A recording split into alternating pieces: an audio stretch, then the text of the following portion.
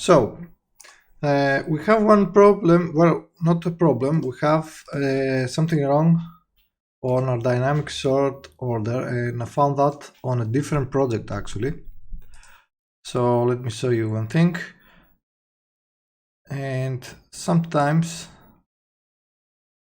yeah, we're getting mixed up a little bit with the sorting order. So if we go now onto players, for example, let's find our own player. We are on, let's see, we are on order layer 38, and this guy is on layer order 39, which is might seem correct, but it actually isn't, because if you remember, we're adding plus 10, I think, either plus 10 or plus 100 on the dynamic sorting order. So on our sort order, they should have more difference, so you can add layers if you want on them. Okay, so yeah, actually that seems correct. So you do round int. Well, thing is, this will be here. After you round to int, then you add the difference. So when you have more layers, there will actually be more leeway between them. What's this? Yeah, it doesn't matter. Okay, so if we check now on our player, this he's on 38, I should be on 42. Okay, so that's more clear now, and we have more room to create layers on top. And you will say, where do you need the layers? Well, if you have customizable items, if you have weapons and all the stuff, they can live on a different layer rather than the base layer everything does. Okay, so that's sorted out. Now, another thing that I found really useful when watching out the Streets of Rage videos was they have a debug method that will say basically what the enemy is doing. So let's go and create our own as well. I'm going to go, however, well, first of all, we need a canvas and a text. Okay, this canvas will be a debug canvas, so I'm not going to bother way too much on it, just the right amount. Okay, so we'll do text. Let's line the text, or try to line the text on top of our guy.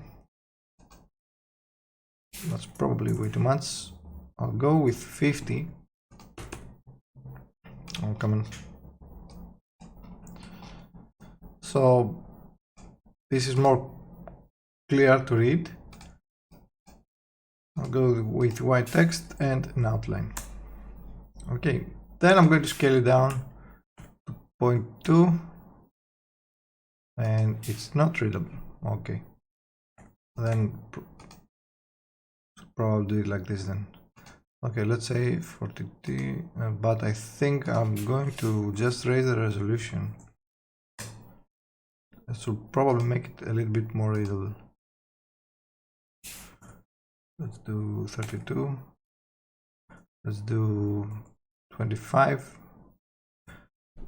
Okay, it's good enough, I believe, for what it is.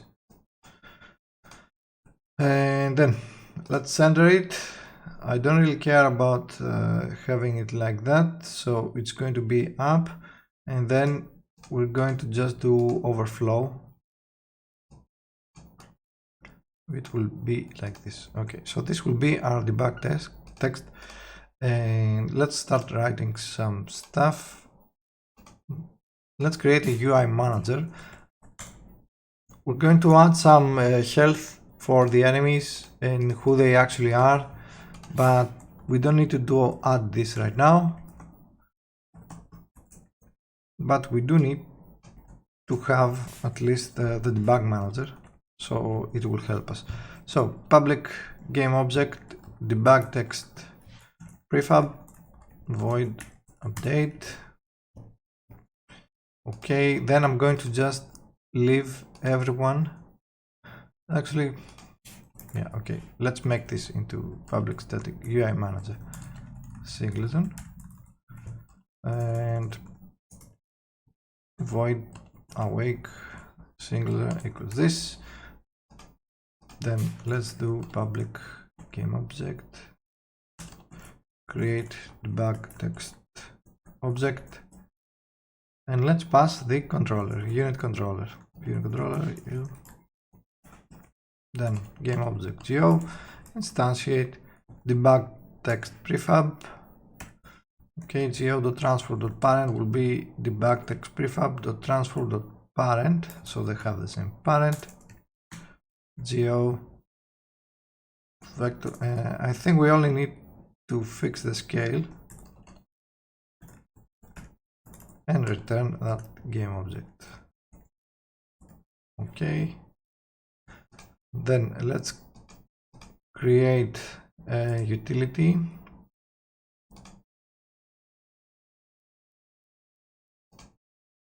and let's write this as follow world object.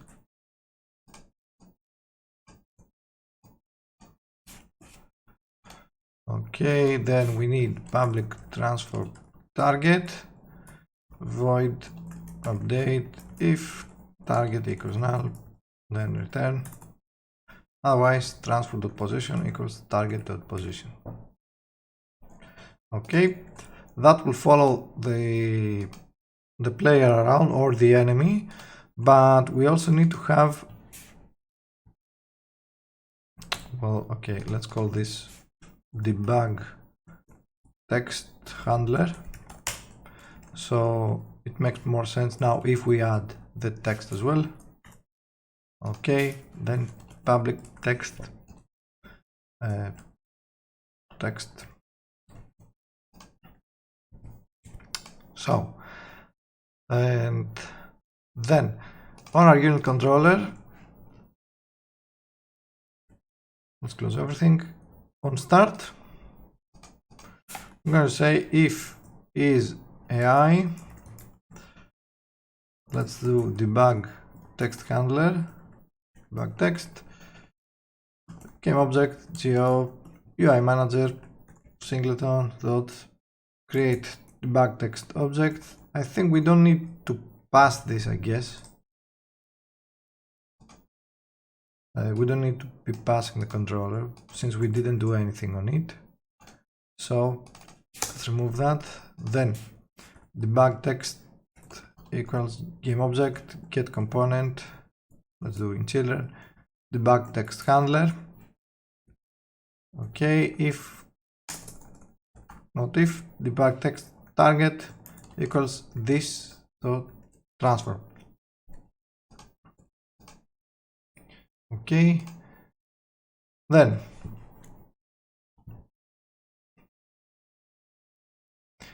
we can say that actually let's do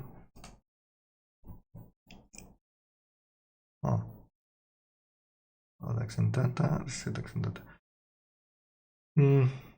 For example, we could say if it's dead, but I'd rather make it a little bit more. Actually, I think there's only one state, so whatever. String debug state, then in late update, if debug text not equals null,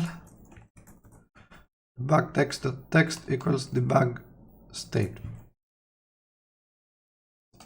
Actually, text debug state. Okay, then for example, set is dead, debug state equals dead. Then use root motion, we can say here we could, let's see, our AI handler probably makes a little bit more sense to use. So update is directing, dead time direction. Okay, so we'll do it here, which means debug text, So let's do public debug state. Then on our AI handler, for example, we're going to say unit controller debug state equals waiting.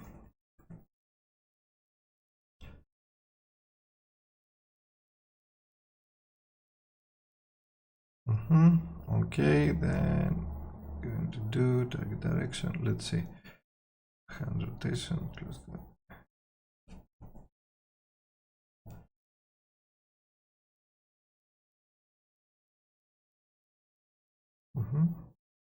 Rotation. Okay. So here we can say attacking, of course. Oops.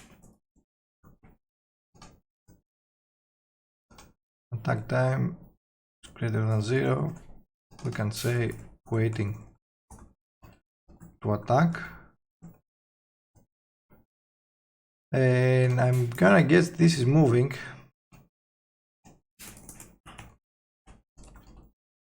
Moving to target. Okay, I don't think we care if he rotates or not. So for now this will be fine. Okay, but we could add more things. So for example, we could add the direction, the distance. So is close to target position is checked over here. Anyway, okay, let's try with these two and we'll see how much data we need, because yeah, we might not really care about all this a bit later. So let's add the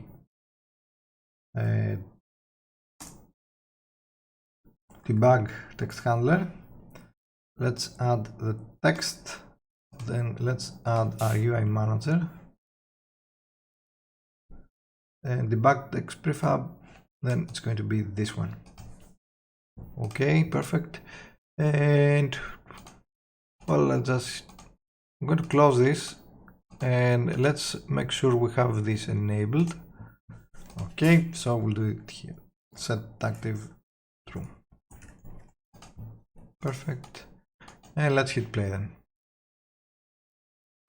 Now, until we get to an enemy, I guess we're not seeing anything. And that's why is that? Yeah, because transfer.position is not correct, I guess.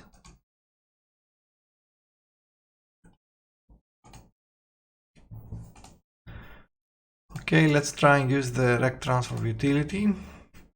Transfer.position, target position. Let's do rec transfer utility dot world screen point target.position, and let's just pass null.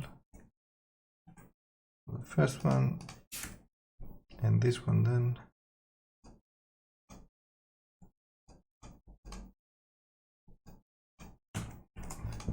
Let's try this.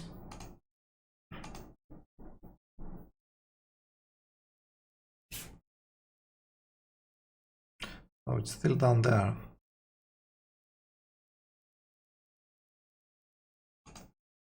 Why then?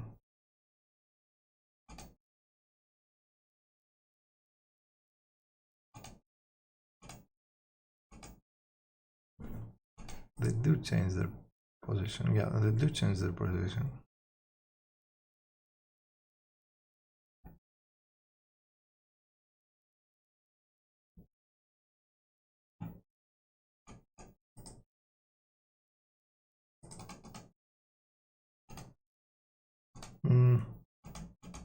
What am I missing?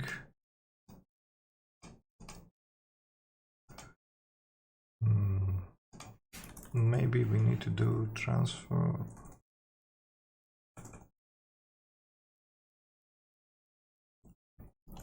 Let's do rect transform.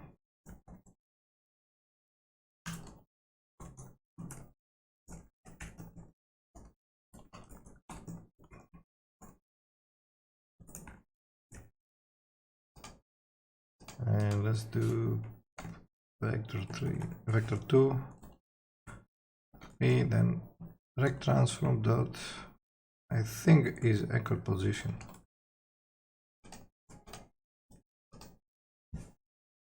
I guess world position to screen point.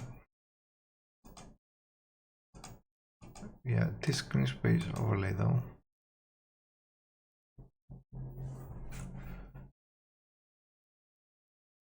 I guess that didn't do anything.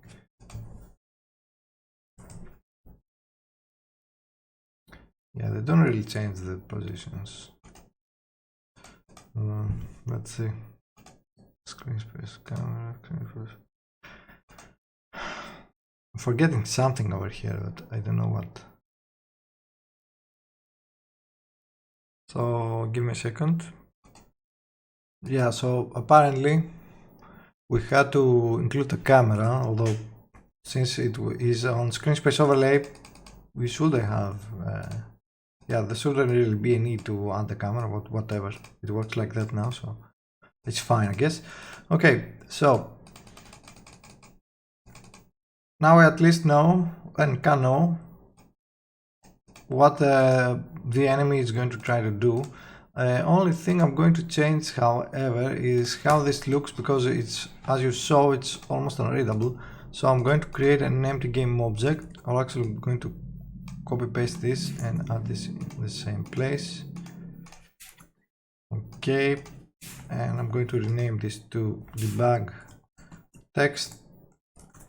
I'm going to remove the text from here and the outline, and I'm going to add an image. We could probably add a sprite that's a little bit darker and make it seem a little bit black, but I guess that won't do. So maybe we could just do it like this. Then I'll add this text over here. So now we also have a black box. So it should be easier to read now. Yeah, okay. It's easier, a little bit horrible, but okay. Good enough, I guess. I guess we could just also do image. Let's make it black.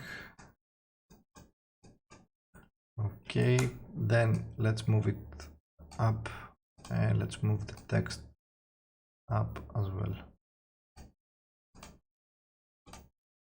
Something like this, and like this. And the text, of course, will be first. And let's remove the image entirely, and let's move the text as well up, like that.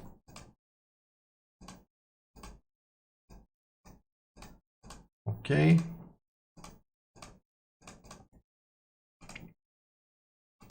Awesome.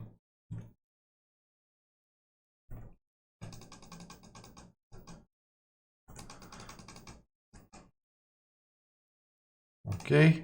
Now the other thing we can add is on the handler is once while or wait, can also say plus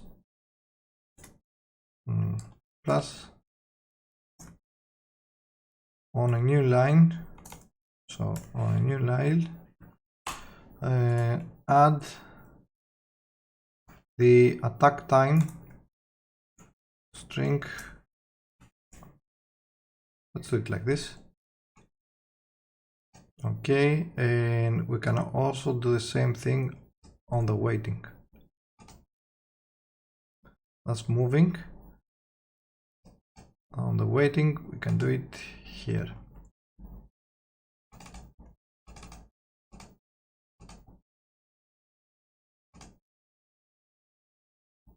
And for moving to target, we already have the deep draw line. Okay.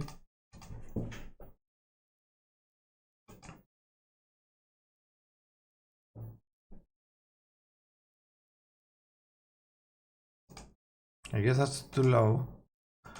The two are too low, so let's just output everything out and not just two digits.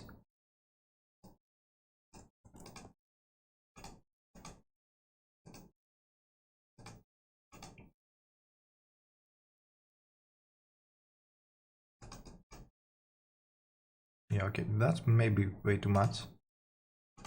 So let's do 3 digits.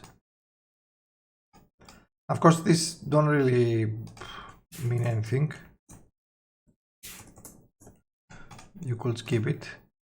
And however, I am going to make an empty game object and I'm going to call this debugs and drop everything below them. So when I play, I can just turn on and off the debugs game object, and I'm going to go in and out of the debug mode.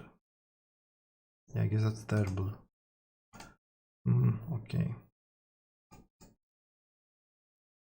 Oh, I think we can add it like this. Waiting to attack at that time. Yeah, let's try this.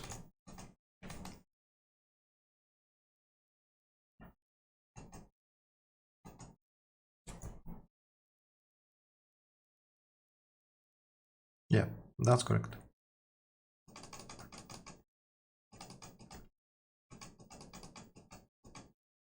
And when they're getting hit, of course, we can add the debug state in the unit controller on hit if they actually got hit.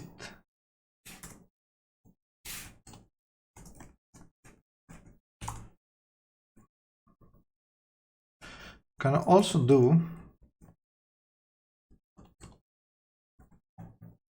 by the way,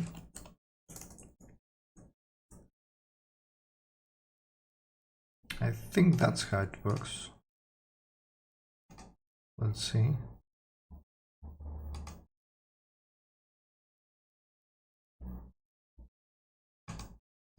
No, that's not how it works. I don't remember how it works. Maybe I have to do it like this.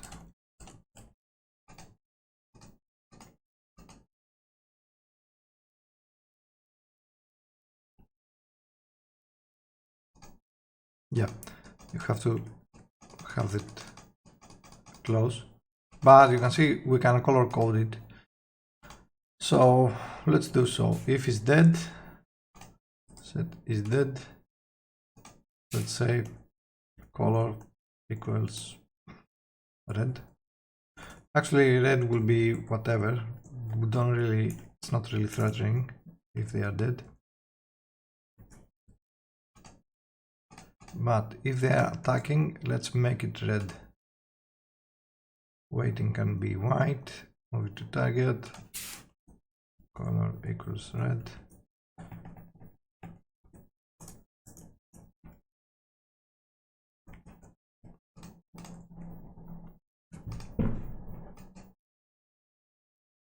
So that's another trick you can do. And the same trick actually works on UI objects as well. So if you try, if you do here color equals red and close it afterwards, you change the color. Okay, so here's some trick. Well, a trick you can do in Unity. So that's for the debug. Let's see how we are on time. Okay, we are 25 minutes in, so I'm only going to show you one more thing, and that is when we go up here, for example, we should be rendering below this wall. So how do we fix that? The easy way to do this will be to go right onto sprite editor and zoom in a little bit, and let's create, oops, I want to create a new sprite, and we can do it like this. Okay, so this will be the overlay. Might be a little bit hard to capture, Okay, so let's call this overlay 1. You can do the same, or you can do this in Photoshop. Same thing. I'm just bored. So, however, I'm going to change this to be bottom center, the pivot. Okay, and I'm going to click apply. So now I have an overlay. We can drop this in. We can call this. Actually, that should be fine. We can set this to backgrounds. Set it. Actually, it needs to be on default. Set it to 1, and I'm going to send dynamic sort order, sprite renderer, and let's use our own transform for this. Let's zoom in a bit. Why? Yeah. We want to see all of it. Let's see where's our level renderer. That's on -10, so let's go on -10 as well. Oops. Okay, so we just need to place it over here. Now, thing is that this needs to be pixel perfect, so that will be -0.8. Okay, or 85. No, 8. I think it's fine. It's not fine, as you can see. It can be 75. Let's see if we are on 76. Yeah, we're losing it. It's 75, and we need to be a little bit down, so that will be 15. And now we are right onto our pixel. Okay, so because it has a dynamic sort order as well, we should be able to just go and be below it. And true enough, that works perfectly. So next we want to work with our AI.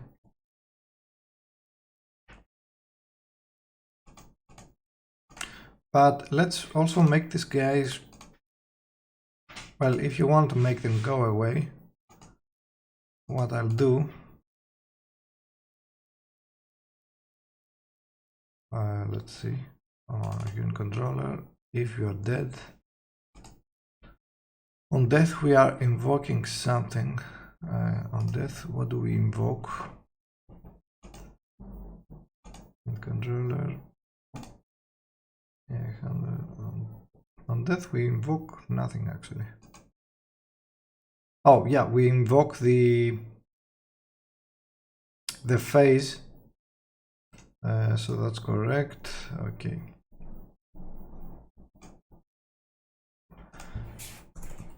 And let's do my numerator.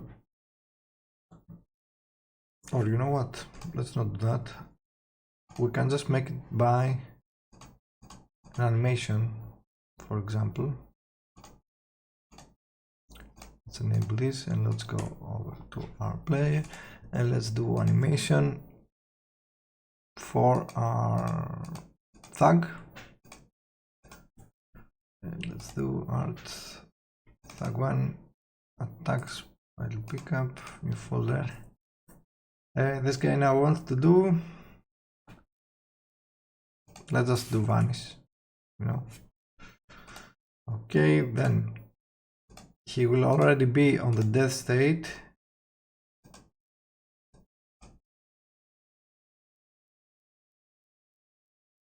So he will already be on this frame, and I'm just going to make him, you know, go like this, then open. Actually, will be better if we do it like this here.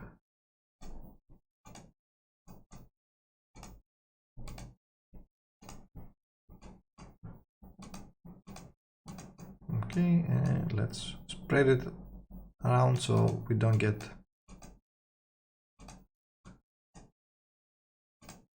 dizzy. And we can add an animation event.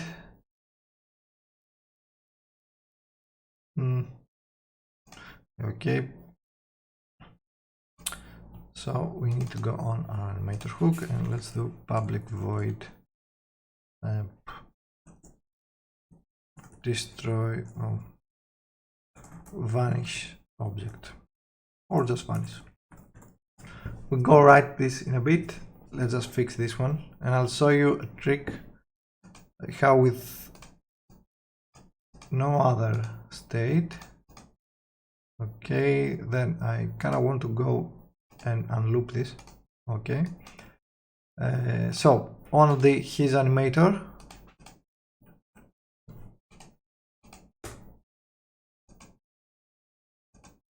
oh no, oh shit. Yeah, now I'm getting an error on the on all the animators actually. Apparently I'm getting an error on all the animations, so I'm going to restart Unity. So hold on. Okay, and we're back. Let's find our guy.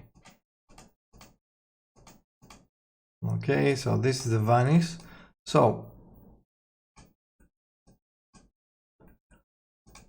he has the knockdown, and you can see he needs to not be dead to go onto the get up.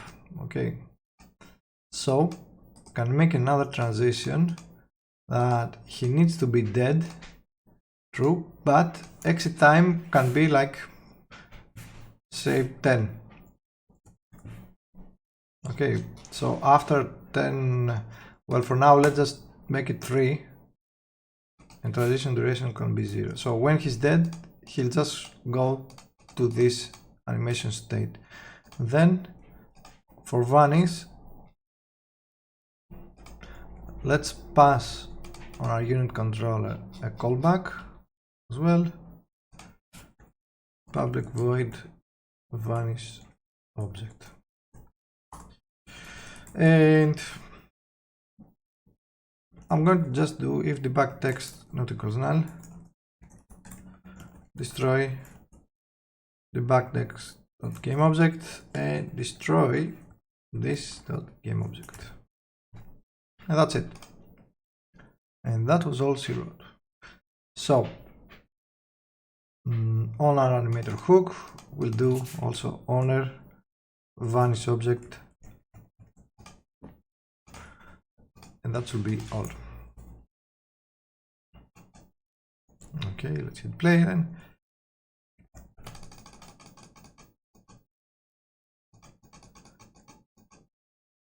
Okay, and there it goes.